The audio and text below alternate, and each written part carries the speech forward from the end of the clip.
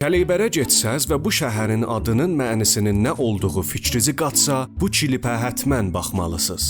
Behzad Behzadi izahlı lüğət və Səməd Çaylı kəl kələməsini erkək camış məni eləyib. Kələybərdən əlavə Azərbaycan Cümhuriyyətində Kəlbəcər adında şəhər var ki, onun mənisi olur erkək camış becərdən yer. Pəs kəl oldu erkək camış. Səməd Çaylı Nigahi be vacəhay əsatiri Azərbaycan kitabında Kəleybərin yerli ləhcəsində feillərin sonuna ey gələrək gülür feili güley, gedir feili gedey kimi tələffüz olmasına dayanaraq Kələybər şəhərinin adını Kəlbər yazıb.